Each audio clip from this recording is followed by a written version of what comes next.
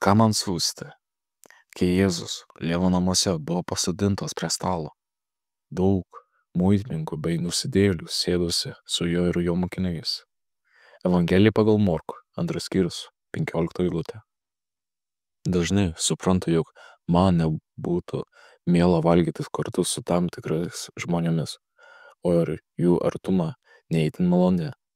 Ar čia išankstiniai nusistatymai, antipatija, netolerancija, noras jaustis geriau? Tiksliai to nežinau, bet gerai žinau, jog Jėzus neturėjo jokių kontaktų baimių. Jis neišsigąsdavo baisų odos susirgimo, anui kontaktų su sunkiais nusidėjėliais. Jis viską įveikė, arba tokių apribojimų jis net nepastebėjo, nes jo motyvas buvo ir yra meilė.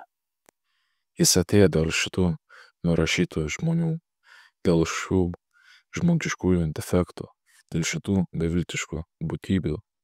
Jis atėjo dėl prižiūrėtų fariziejų, kurie ir taip jau viską žinojo. Taip pat ir ne dėl rašto aiškintojų, kuriems visai nereikėjo naujo pažinimo, ir ne dėl aukštų bažnyčios, politikos ar ekonomikos ponų, bet visi jie gali padėti patys savo. Jis vienijasi su tais, kurie priklauso visuomenės norams bei purvui. Nebėra jokios sienos.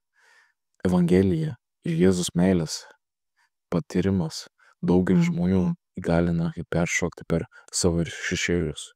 Vieni eina pas raupsuotusius, kai kurie į barus, kaip tuometinė išgelbėjo armija, kai kurie į kalėjimus, kad dar kiti pas benamius. Pažįstu krikščioniškąją grupelę vyrų, kurie atrodo gerai ir visi turi šeimas, bet beveik visi ilgą laiką sėdėjo kalėjimuose ir žino, kas tai yra alkoholis, narkotikai, skyrybos.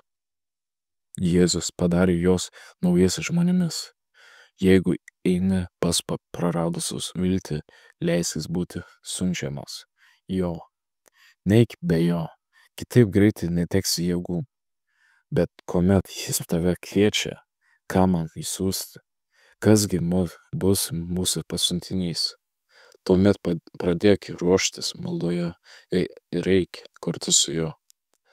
Taip kaip jis buvo siųstas Dievo pas ligonius ir neteisuosius, taip ir tave jis siunčia. Taip kaip Dievas rūpinosi Jėzumi, taip jis rūpinsis ir tavimi, siųsdamas dieviškąją pagalbą. Jėzau, atleisk man mano antipatijas ir duok man didelę bijančią širdį. Jėzau, noriu eiti ten, kur tu mane siųsi. Tik vienas pas aš eiti nenoriu. Taip pat nenoriu likti sėdėti ant savo patogios sofos, bet noriu eiti dėl tavęs. Tu esi šalia, kaip gerai. Amen.